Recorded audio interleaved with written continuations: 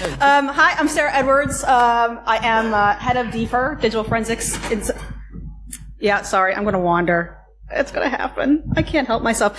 Head of DFIR at iVerify for digital forensics and incident response. iVerify, if you've never heard of them, we are a startup. I think we got maybe 27 folks now. And we're a mobile EDR, right? So if you're worried about getting malware on your devices, iOS, Android, we specifically look into and do research on the Pegasuses, the Predators, kind of the mercenary spyware that's out there. This talk is not on any of that, unfortunately. But if you do want to talk more about that, find me later on. I should be around.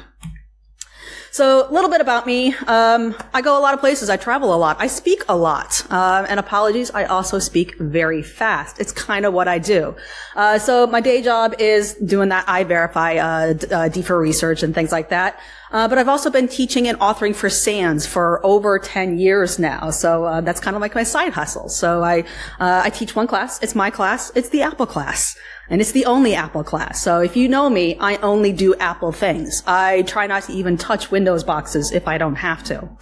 And I actually should mention I have a class coming to Singapore in October. Sadly, I will not be teaching that one. I've been dying to teach in Singapore, but my good friend and colleague Lee Whitfield will be teaching that. So it very rarely makes it to this part of the world, so I figured I'd give that a little shout out. And then in my side hustle, I also do a lot of blogging and research on my website, macforensics.com. You know, I keep busy. That's kind of what I do, best I can. So I am here to talk Powerlogs. So Powerlogs, they're on all Apple devices. And Powerlogs, I've specifically chosen this because they are readily accessible to pretty much anyone who has an Apple device. So it really doesn't matter what type of device that you are looking at. I've also specifically looked into it because by iVerify, how we look for a lot of that Pegasus-like malware is we have you upload sysdisgnoses. So it's kind of like a little debugging report from your Apple devices. And Powerlogs are one of the big, massive databases that can be found in there. And it's got a lot of juicy pieces of information. So quick little kind of overview on the Powerlogs. It's a SQLite database. You can pretty much bring it up in any SQLite viewer that you want. Pretty standard on Apple devices to have SQLite databases, so that's nice and easy.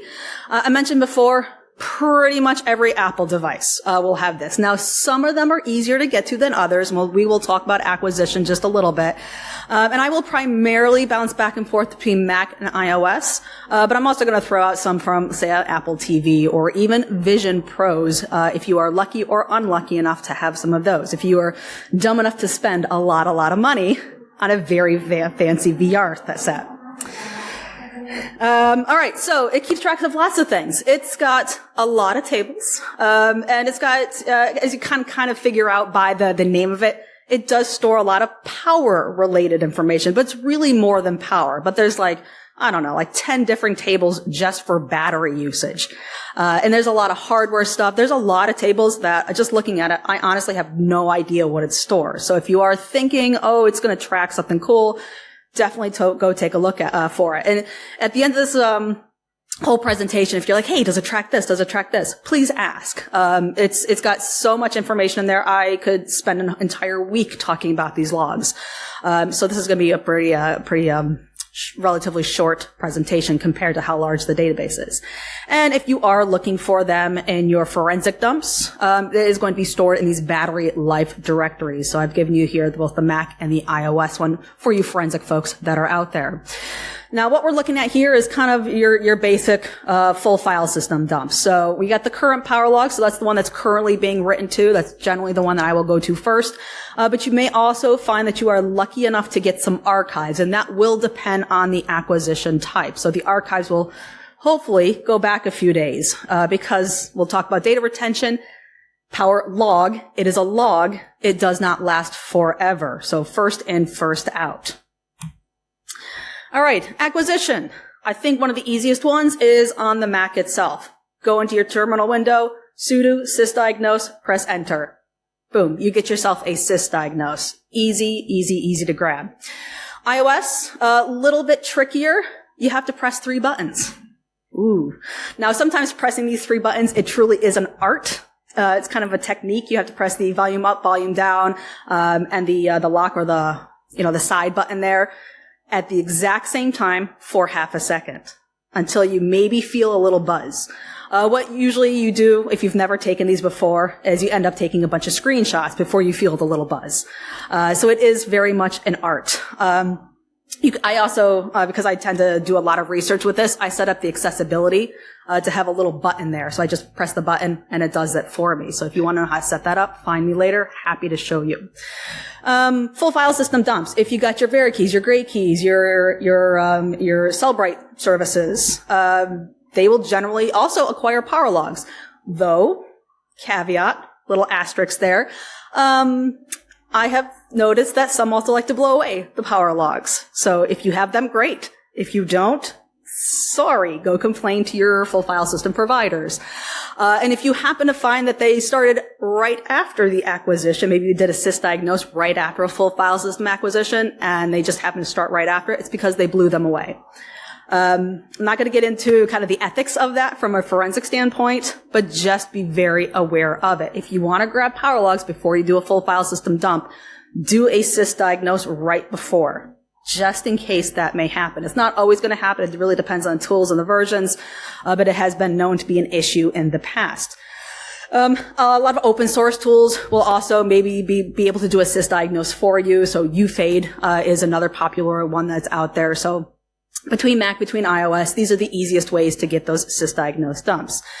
Now all the other devices. So because for this presentation I was doing all things Powerlog, I was like, all right, let me go take a look at some of the Powerlogs from all of these other devices. Now, generally speaking, forensically in investigations, we don't really get the opportunities to see Vision Pros or Apple TVs or things like that. But that's not going to stop me. I just want to see if there's anything kind of interesting in there. So it's just a matter of doing a sysdiagnose. So on the Vision Pros, it's the two buttons. Again, kind of the same thing on the iPhone. You got to hold them down. You end up just taking a bunch of screenshots. Apple TV, you do it through the remote. And the HomePod, this one's a bit more rare. You have to do it through your iOS device that is paired with your HomeKit information. So they do sometimes need to have a profile installed, and you can get this from the Apple developer site. So macOS, iOS, and Vision Pro, you can do stock device. You don't need to do anything special with that one. Apple TV is in that as well. But HomePod and also Apple Watch will need a profile installed. And the Apple Watch you do through your paired iOS device. All right, so at the time you got your sysdiagnose here, and if you've never seen a sysdiagnose before, let me just kind of show you one. Let's look at this one here. I've got quite a few of them. So sysdiagnose, it's got a lot of the debug information. It's got processes. It's got all sorts of fun stuff in there. But we are specifically going into the logs directory and under Powerlogs here. So in case you are playing around with these a little bit later, that's how you're going to get to the Powerlogs. So we are looking at a single database here. Now this is an absolutely massive database. Kind of giving you an idea of how many tables to expect. It really very much depends on the hardware, the device type, and the OS version. So just taking recent captures from all of my Apple devices, things like the Apple TV and the HomePod, not a whole lot of stuff going on. It's about 200 tables, give or take. Mac, you get a few more, Vision and watchOS a few more, and then iOS is kind of the big one here because it has to store a lot of usage information. My one that I'm going to show you primarily most of the information in here has 725 tables. This takes a moment to go through, which I've been trying to tell my colleagues. I'm like, why is it taking so long? Because it is a giant, giant database. And just to kind of give you an idea how I go through this, it's they're primarily mostly one table per thing, so timestamp event, that kind of log format. And you get all these tables here. So this is DB browser. Use function command and literally just arrow down and review all the different tables, 725 of them. So nice little trick there if you do use DB browser. There are a few other tables where you may need to do some table joins, about maybe 10% of them for that one. So most of the stuff that we're going to be looking at today are all kind of the single-use tables, kind of more of the log structure, if you will. And looking at some of the table names, this can give you a pretty good idea of what type of data is going to be stored in there. Let me just go here, kind of give you an idea. You know, there is accessibility, a lot of battery stuff, configuration, all the generative stuff. This is all the Apple intelligence, IO report metrics. What else we got? Locale, accessibility, accounting, applications, audio, baseband, more battery, lots of battery, so much batteries. Bluetooth, coalition, a lot of processes, displays, things like that. So if you know kind of what you're looking for, it's a really good place to start triaging that. All right, data retention. This is the big one here. These are logs. They do not last forever. Most of the time when I'm looking at these, and a lot of the times I'll get them from a sysdiagnose that somebody's uploaded, even if, you know, they took it a little bit later on, they say, hey, so one particular example, when I started at iVerify back in January, like, hey, can you take a look at this person's sysdiagnose? Can you tell this particular person was stopped in immigration, stopped in customs, right? It happens. Their device was taken from them. They also were forced to unlock their device. So they wanted to know if anything funky actually happened during that time. So we tried to get a backup. They did their best. They got a backup. They gave us the backup. They gave us a backup password. The backup password did not work. But then they also deleted the backup. So, unfortunately, we were very limited in what we could look at there. So we had a sysdiagnose, and that's pretty much it. So we had the Powerlogs. Great. That's my first thing to go to whenever I'm looking for things like, you know, what applications may the customs agents may have been looking at or something like that, right? So the sysdiagnose, the Powerlogs, right? There's more or less about 90% of the time, I would say, about a 3-day window to where that stuff gets recorded. Some tables are more, some tables are less, but generally speaking, you're looking at 3 days. So this particular sysdiagnose was captured almost exactly to the hour 3 days after this immigration issue happened. So I had very few tables to deal with. So time is of the essence. Get to that data as soon as possible. I usually like to say, like, it doesn't hurt just to make sysdiagnoses and upload them for future reference. You know, maybe every couple of days or so, especially if you are going into the kind of the mercenary spyware type of stuff. Take the sysdiagnoses. More data is better than no data. So yeah, just kind of keep that in mind when you're looking at these. So about 3 days. If you are lucky enough to get the archives you are not going to get in a sysdiagnose. You're only going to get those within the file system. So your gray keys, your Vera keys, that kind of thing, or from the Mac, you can just grab them. You may get about a week and a half worth of data. So logs are logs. They certainly do not last forever. All right, let's talk about timestamps. As a forensic analyst, I love a timestamp. So you open up this database and you might be presented with something like this. So I'm just choosing a random example here, a nice small example. So this one comes from my Mac device. You kind of get an idea. Peripheral agent, event forward, clamshell state. So clamshell with laptops, open, closed, open, closed. Just keeping track of super simple, kind of sometimes stupid stuff like that. But once you start combining 725 tables, you can actually get a pretty good idea of what was happening on that device.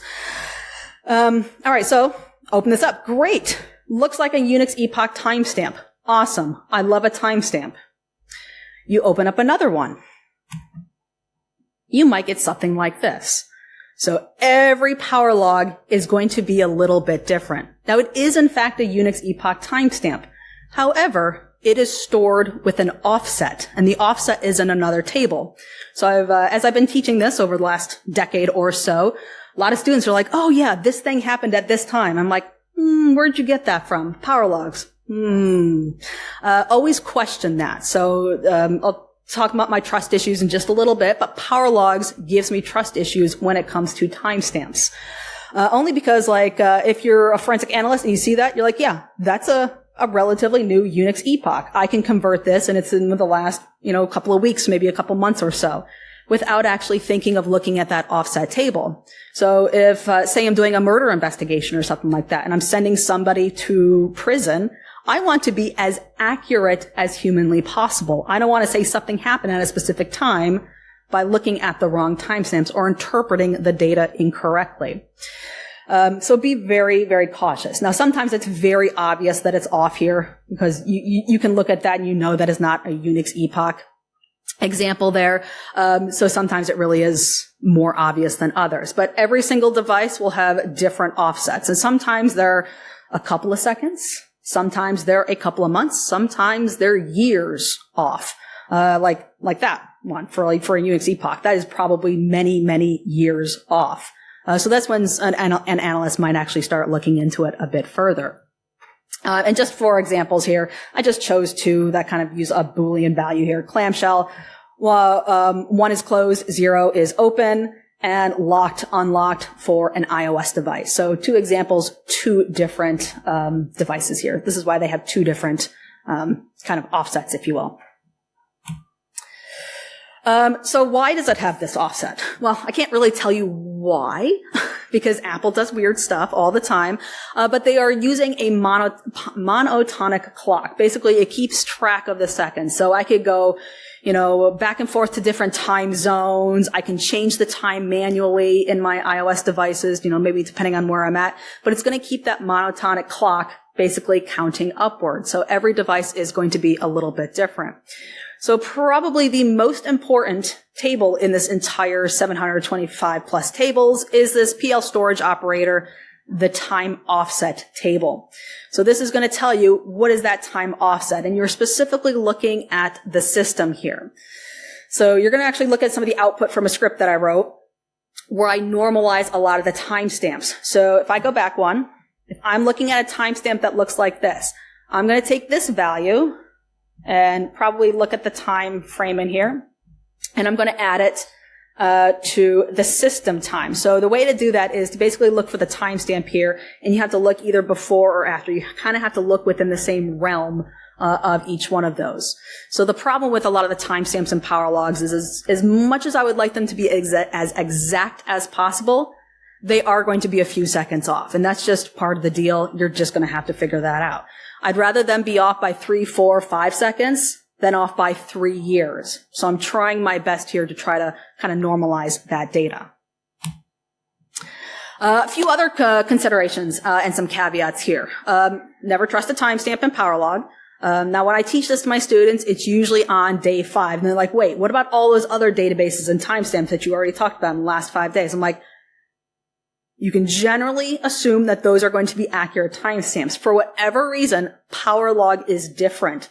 But this is why I have trust issues. So I'm a big proponent of test, test, test, test. Even if I'm very darn sure that timestamp represents that thing, if I'm going to court on something, if I'm going to send somebody to jail on something, I'm going to be darn sure that that is going to be as accurate as humanly possible. So the offset table is kind of like a drift. You know how maybe your microwave clock kind of drifts over years and years and years? Think of it like that. You have to add that differential to that. Tables with timestamp before the offset table. So if you get one before this first entry here, sometimes that can act a little bit wonky. Just heads up, there's really not a great way to fix that, but just be aware of it. Again, as far as I know, no other databases and Apple Forensic anything does this. It's only the Powerlogs as far as I know right now. And generally, you're not just looking at the Powerlogs. If you see something happen in the Powerlogs and you want to corroborate it with something, there's 100 other different databases, especially if you're talking full file system dumps. We have things like Knowledge C, Interaction C, a lot of the power pattern of life stuff that I've previously talked about in other presentations that I've given, biome information. So there's always something else that you can actually look at to make sure, like, hey, is this the right time frame? Am I crazy? Is this good? Yeah. So definitely take a look at the other data that you have. A few more caveats specifically for this presentation. I have normalize this. So I wrote a script to go take a Powerlog database, basically copy all the data and normalize the timestamps. So what you're looking at is the output of that, just to make it a little bit more human readable, friendly timestamps. And they are presented in local time, which for forensics people, you're either UTC or GTFO. And that's usually me, except when I'm doing testing. So when I'm testing my own data, a lot of what you're going to see in the next few slides or so, I want to know what time zone was I actually in at that time. I don't want to be having to do some time zone math to do this. And some of the columns I've also hidden just for viewability. A lot of the databases or a lot of the tables in this database, you can have hundreds of different columns depending on what you're looking at. So I kind of selected a few that are a little bit more reasonable to look at. So just, again, caveats there. All right. Questions before I kind of dig into some of this stuff. We're looking at a big old database.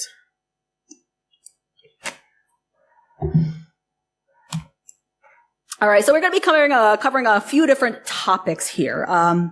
So the first one I like to look at is application usage. So kind of going back to that person who was held up within customs, this was my first go-to. I wanted to see, if I were a customs agent and I got somebody's unlocked phone, what's the first thing that they're going to do? Swipe back and forth, look at their images, screw around with the device. So I want to go see which applications were potentially being used here. So I'm going to show you actually quite a few examples of this, because this can be very different depending on what type of device you had, whether you have a Mac, an iOS, or like an iPhone versus an iPad. So we're going to take a closer look at some of those. So starting off with Mac OS first. Mac OS, it's going to be stored, and I'll try to point out the table names, in PL Application Agent frontmost app. So obviously on a Mac, you can have multiple screens.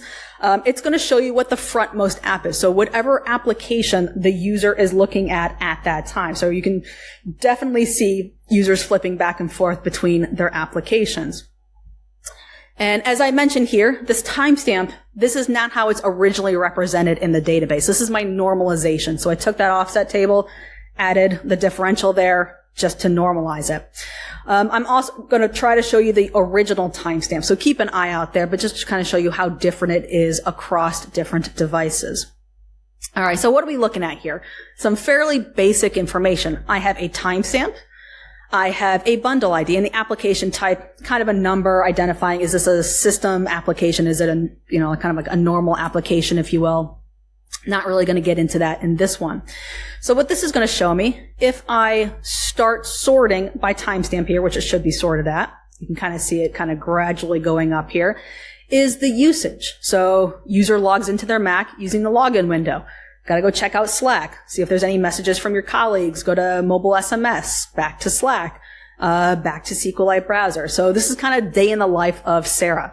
So I'm in Slack, I'm in mobile SMS, I'm in Finder, I'm in Terminal, I'm in SQLite browser, all the way down, a couple of things in text edit, doing a little calculator thing, a little VS Code for the script. So you can see back and forth what their user was, which app the user was in at any given point in time. Within a 3-day-ish window. Remember, there is that data retention time period. So be aware of that. So this is great information. Now, a lot of this data, I can't tell exactly what the user is doing, but I know that maybe they're saying, oh, I never used SQLite browser in my life. I'm going to be looking at this and be like, well, you seem to use it quite a bit, because you bounce back and forth to it, as this, table shows. iOS. So the table is going to be a little different for a lot of the iOS devices. So you're looking at PL screen state agent, screen state. So which application is going to be, on top of your screen? Which one are you looking at, as far as your device is concerned? Same kind of deal. We get a timestamp. We even get an app role here, more or less the same thing that we saw with the Mac version. The level I haven't quite figured out, but has something to do with the different kind of GUI based options in there. And the orientation. So orientation, you may have like 1, 2, 3, 4, 5, if I recall. Portrait mode, landscape mode, upside down, the opposite side. And I think a 5 is like a picture-in-picture, if I remember correctly. Don't quote me on that one, but there's a lot of different ways of turning your iOS device. So it is also keeping track of that. So this one, And you'll notice the timestamp here, it was just yesterday. So I like to do recent screenshots because then I can tell a little story about what I was doing here.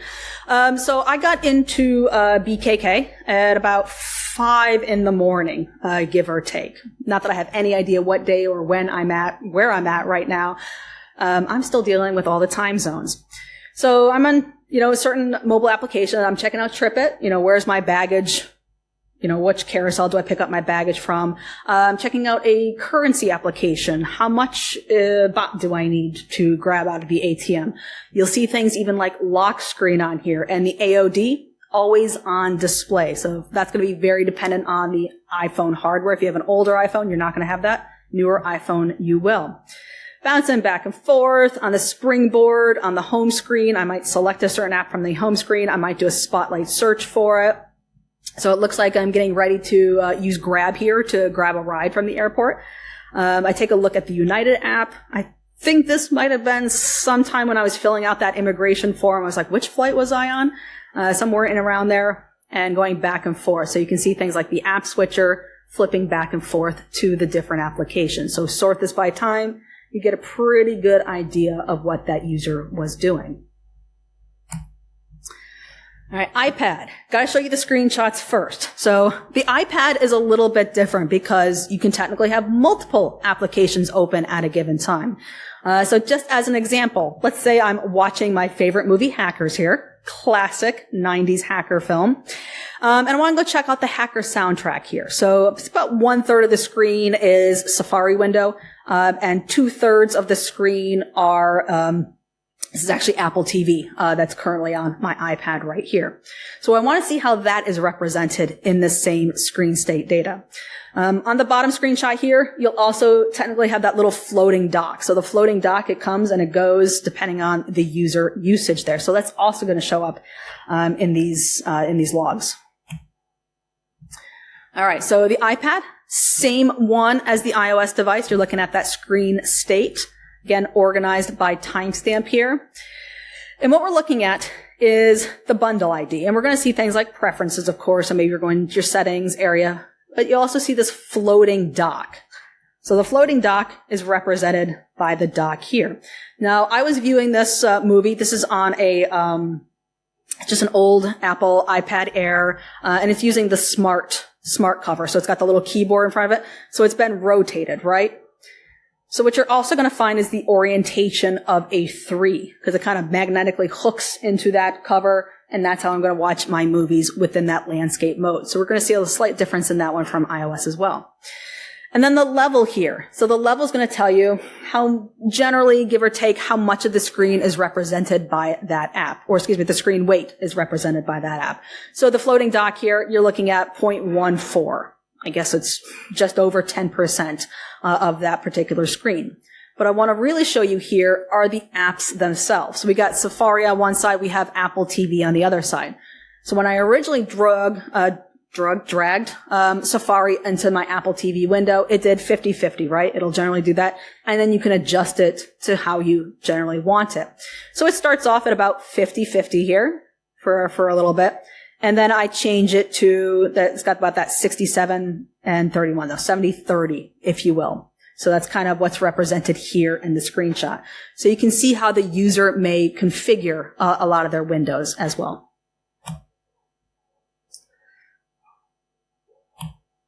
All right. Vision Pros. So I'm one of the dumb people who spent a ridiculous amount of money on here, purely for research purposes, as I tell the tax people. So this is doing some serious research for this presentation, which means I was watching 3D movies on Disney+. Very serious research. Just throwing that out there because a lot of folks don't get to see a lot of the Vision OS data. The Vision Pros, it's basically just a really fancy, expensive iPad strapped to your head. That's all it is. It's pretty much an iOS device in all respects. So we're looking at the same screen state here. And Apple Reality is one of the bundle IDs that you're going to see a lot, because that is the primary interface, for Vision Pro. So HUD, or heads up display. So this is kind of a crappy screenshot of it. I was lying in bed watching this movie. Again, very serious research. And I think I was sitting on the island of Bora Bora and the environments there. So it was quite nice, if you will. But I was bouncing back and forth, the same thing with mobile Safari while watching a movie. I had to type something out, so we see the keyboard in there. And we see that I was on Disney Plus. So specifically bought Disney Plus only for the Vision Pros. And that's pretty much the only time I ever use that. But they're actually really cool. So do recommend that. Not for that price point, though. That is a pretty ridiculous price point. All right, next topic. What about location and travel? Now, if you have looked and seen some of my other presentations and research before, I do a ton of pattern of life analysis. I like to be super creepy. It's kind of my love language. I want to know exactly what the user is doing at a very specific moment in time, including where you are at a specific moment of time. Now, because Powerlogs, they are in a sysdisgnose. A sysdisgnose is technically privacy preserving, so they're not going to tell you Sarah was at this exact location at this exact date and time. Those logs exist. They really do. They're great. Love them. But they're very hard to get to. You're going to need your full file system acquisition tools to be able to get those. So Powerlogs, you have to be pretty creative to see where a user might have been. So the first one I like to point out is just locale. It's keeping track of time zones. So my time zones in the last 3 days, let's go take a look at them. So I am based in Washington, D.C., for better, for worse. I don't know if it'll actually exist by the time I get back. We'll see. It's a little bit of an issue there right now. But that is in the America, New York time zone. So I get on a flight at Dulles, and my layover is in Tokyo. So we see an example of that there. Fortunately, my brother lives in Tokyo. I had a nice long layover. I actually had dinner with him since I was, quote unquote, in the neighborhood. 14-hour flight in the neighborhood. And I actually had breakfast with him on the way out. So that's kind of cool. So we see that I stopped in Tokyo for a little bit, or at least within the Tokyo time zone. It's not necessarily always the city, of course. And then I make my way here for the last couple of days. So I'm in the Bangkok time zone. Now, this is fairly, generic, right? But it does show you that the user does appear to be traveling at this time. All right, now application usage. So locations is generally requested by certain applications. If you're looking for Starbucks, you bring up the Starbucks application, it's going to go use your location service to figure out where is the closest Starbucks and whatnot. So you can kind of get a feeling for maybe what applications a user is using and what kind of location services are they using here. So kind of the same thing, is more like usage, but more location based. So of course, Grab is going to need some location. It's going to, try to figure out where I'm going to. Maps, weather, of course. And this Vigilante one, this is the Citizen app. It's basically keeping track of, different crimes and alarms that are happening around the area here. As far as the accuracy that's requested by the application and the distance filters for them. And a lot of this location, the visits, is significant. If you have done any location analysis forensics before, location D, routine D, that should look pretty familiar to you, since it is using that same kind of framework, same processes for them. Now, if I'm traveling, sometimes I actually remember to put my phone in airplane mode. Sometimes I do not.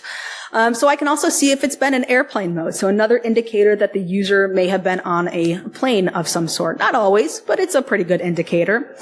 So this one is showing that I did have airplane mode on. I do believe this is the first flight to Tokyo here, so it just has Boolean value 1 or 0, not Boolean, but on and off, depending on if it's on or not. I'll talk about this call status in another example in just a little bit, but we also see a lot of the other kind of mobile information in here. So you see a lot of things like LTE and some of the network-based information. I'm going to talk more to those in other sections in here. But also worth pointing out, signal information. A lot of times a user might say, I wasn't able to send that, threatening text message or something like that. I didn't have any signal on my device. All right. Let's go check out what signal was on your device. What networks were you connected to at that specific time? So it may seem like a mundane detail now, how many signal bars there are, but it can absolutely come up in different investigations. All right, carrier information. So this one we are going to, and I forgot to point it out here, but we are in the BB agent or baseband agent. A lot of the cellular information is going to be under the BB agent one. So if you are looking for more details, check that one out for sure. We are in this one, airplane mode, is in the telephony activity table. We are moving to the telephony registration table. So this was going to show you what kind of mobile carriers you might be using. So this is an example of when I was in Tokyo, 2 days ago, I guess it was now. As soon as I get off the plane, I have T-Mobile at home, and it just generally uses whatever the T-Mobile variant of it in different countries that I visit. And SoftBank happened to be the one that it attached itself to first. Then I get on a flight here, end up at BKK, and for, 4:58 to about 5:11, so maybe about 14 minutes, give or take, I'm on the True H network before they move me to the AIS network. So when you're moving around the different airports, especially when you're in that airplane, it's still kind of figuring out, it's kind of doing that thinking thing. You might see the little bars go up and down, up and down. It's like, which carrier can I actually communicate with? It's doing a lot of that thinking in here.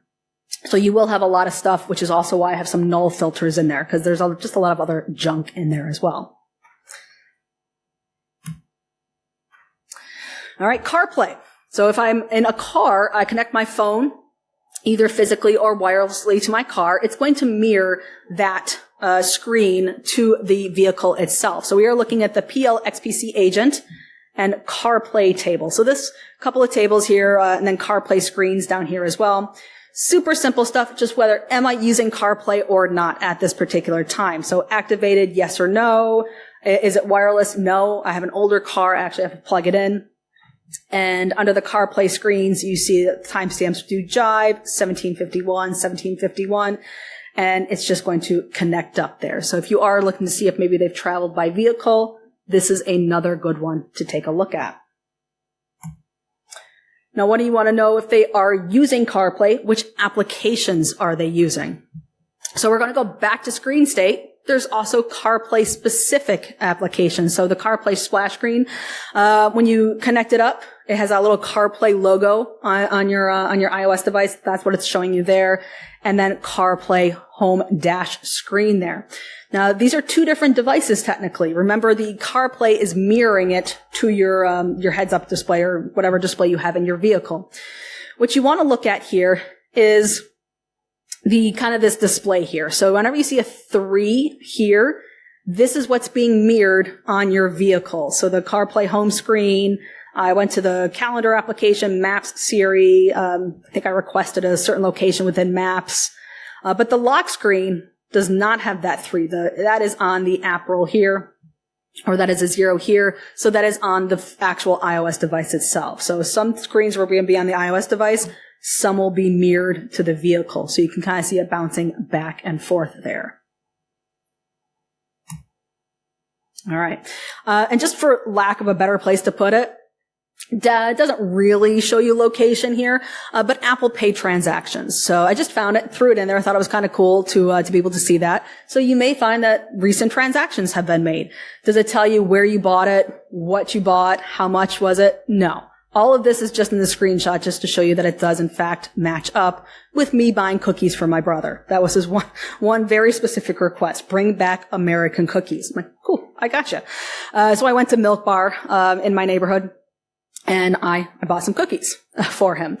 So it doesn't show you any details about the transaction, but again, any little nugget of information, if I saw this NFC agent transaction, they used Apple Pay to do some sort of transaction. I can certainly look at other data to find the specifics of that. So there's a whole Passes 23 SQLite database that keeps track of all your Apple Pay transactions.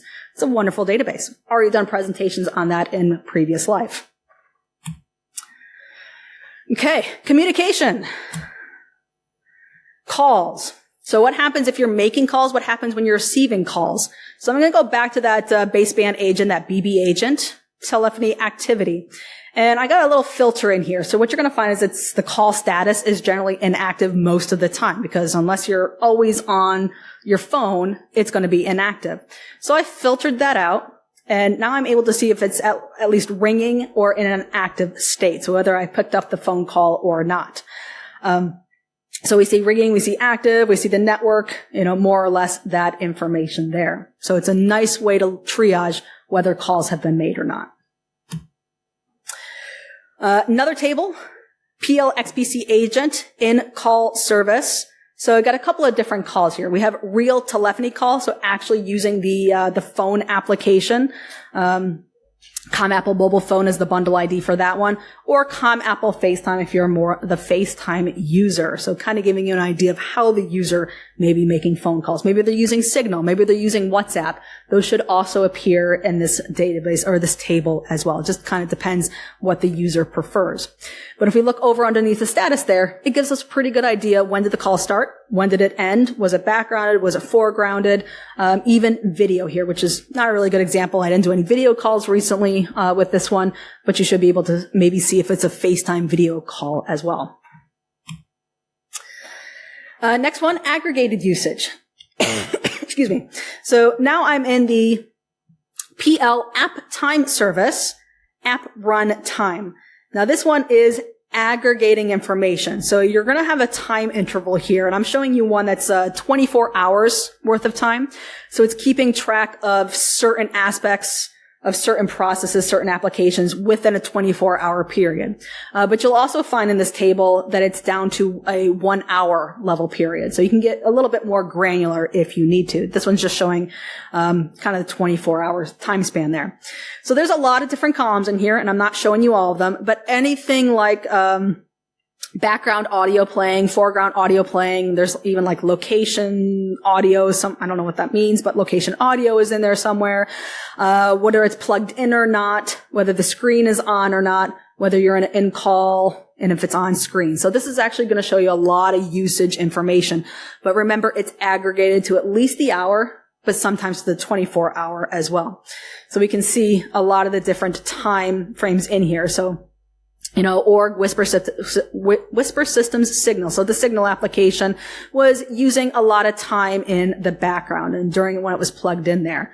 And if I'm looking for calls, I might go to in-call background. You see like 26 seconds in here for the ComApple mobile phone application there. So different applications, different ways of playing audio. So foreground, background. This one does tend to be pretty darn useful. All right. Media. A lot of media stuff going on in here. So media, I like to start with the now playing table. So PL audio agent, there's quite a few other audio ones underneath that, but specifically now playing is specifically going to say, this is what's now playing on this device. So for this one, I was looking at some, on Google, YouTube, watching some YouTube videos. I was going to Apple Music, streaming some music, streaming some podcasts, Slack showed up on here. I honestly can't remember why Slack was making any noise at all. I usually have it muted, but, sometimes it does. And then back to music there. So it's basically just going to have a state on, off, on, off, on, off, for the now playing. Another example, same table, just different device. So this is actually an Apple TV. So Apple TV still can do a sysdisgnose, still has some useful things. So if you want to see what the person's streaming all day long, I kind of flip back and forth between HBO Max and YouTube TV, and basically have it streaming on and off all day long as kind of background audio, if you will. All right. A couple of other ones. PL audio agent, again, routing, and PL audio agent output. So starting with the output here, just because it's real quick to go over, maybe you want to know if the device is muted or what volume this device was set at. Again, a lot of forensic folks might look into this in accident reconstruction. Maybe somebody had their AirPods in, they were listening to it too high, and something happened when they were crossing the road, if you will. That can be part of many different types of investigations. Again, it feels mundane, but every little detail, you start correlating it all together, it really does tell the story. And then the routing, it's going to tell you where where it's actually going to. Is it going to the car speakers, car audio output? Are you receiving a phone call? Are you listening to it with your headphones? That kind of thing. So you can see that switching back and forth depending on what the user prefers. And another PL audio agent. Again, they do kind of have a same structure for a lot of these, the audio app. So if you want to know specifically which app is taking control of some of the audio, this can also be a nice one to look at. So comm security battery cam, this one's not obvious, but this is a Eufy security camera that I have in my house. So I think I was actually stalking my cat Cam, if you will, making sure that he's still alive while I'm on travel here. Doing some music, streaming, and then WebKit GPU.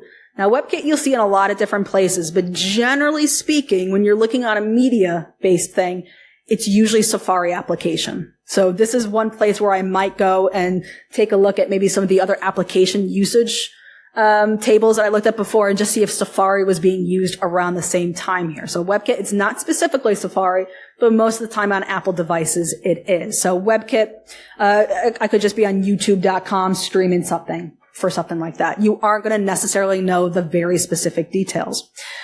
Showing you the car session in here. So I plugged it up to my car, listened to some tunes.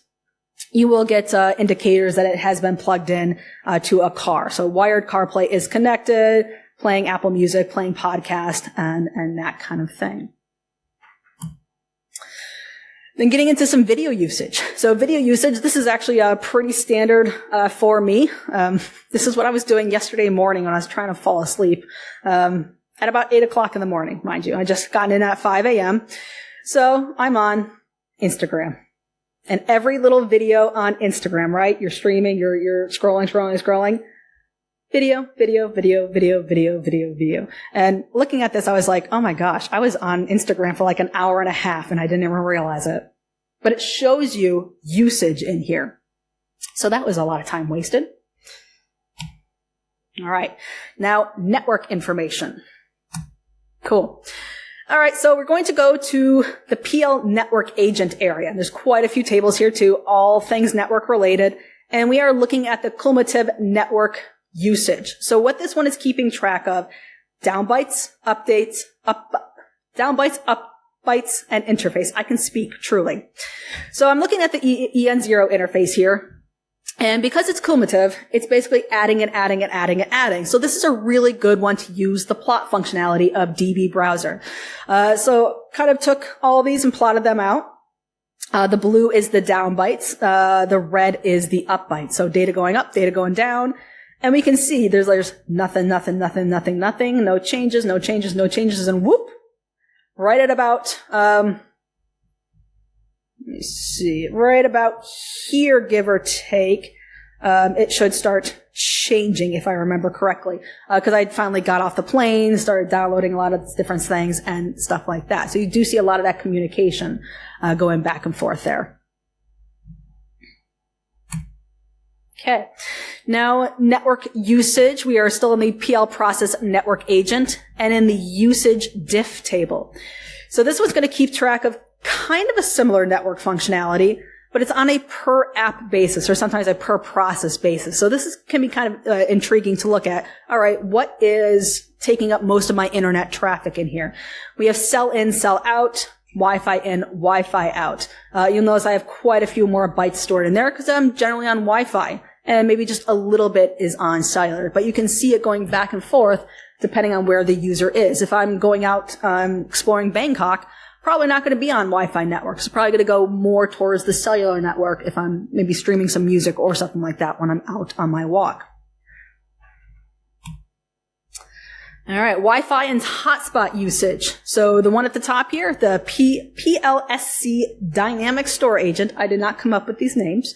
But Wi-Fi active. So I want to know, is Wi-Fi on, is Wi-Fi off? Simple. That's all. Active, 0 or 1. And on top of that, I want to know hotspot. So we can set up a personal hotspot. This is using the Apple Continuity Services. So we have a couple of tables that shows this hotspot from PL Wi-Fi agent and hotspot active from the PL SD Dynamic Store Agent. It really doesn't matter which one you look at. It's just going to show you whether the hotspot's on. This one shows you whether it's active or not. So this one was yesterday. I was trying to connect to the hotel Wi-Fi. It wasn't really working well. Had to do a quick search. So I hopped onto my own mobile Wi-Fi, my own personal hotspot for a little bit. Probably about like 3 minutes, it looks like, give or take. Did a thing, got the hotel Wi-Fi to work, and then I was on my way. And system status and configurations. All right, so system status. So was the device booted up? What was the device unlocked? What status is the device in at any given point in time? So going back to the screen state agent, I am specifically looking for the backlight state change. So this one's specific to iOS devices. An iOS device just sitting here, you may be able to see it. It's got that always on display if you got one of the newer iOS devices. But whenever I pick it up and I look at it, it wakes up. Before I click the lock button, it locks itself. So a lot of that type of activity is going to be recorded in this table here. So lift to wake or touch it. If I just click it, it's going to wake up, right? If I plug it in or if I unplug it, that's going to change the state of the system. If I press the lock button, if it just idles out, if I get a notification, it lights up the screen. So again, all a matter of trying to figure out what's actually going on with this device. Is the user actually touching it? Or is it maybe just a bunch of notifications that keep waking it up? So we kind of get into the mind of the device.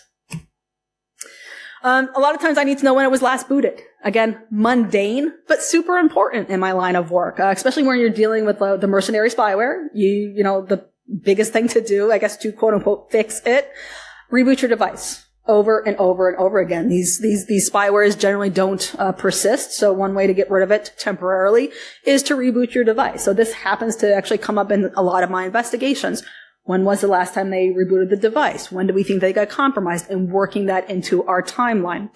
Other things that this one's going to show us, and this is the config agent for config, whether it's set to auto lock after a certain period of time, what build the device is on, what operating system.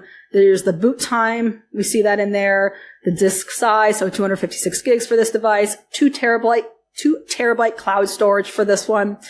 And the versioning number. So this one just got updated to 18.6.1 right before I left for the trip, and when it was last upgraded there. So just kind of very simple OS information. Now this one I actually found just as I was kind of playing around with different things. So when I'm testing a lot of the Powerlog stuff, I do a lot of my testing on jailbroken devices. And I specifically have a jailbroken iPad 7. It's going to be last year for this one. Still running on iOS 18. It's great. Love it. Amazing research device. And this is actually an example of me jailbreaking it yesterday to go test the thing. So this shows connected devices. So this is from the sysdisgnose on the Mac side, the Powerlogs on the Mac side. We see connected devices in here. You see iPhone or iPad if you connect them, tether them up to a lightning cable or USB-C cable. And then all the recovery mode, DFU mode, Pongo OS. Anybody who's jailbroken anything in the recent last few years or so, you're like, oh yeah, that's your check rain.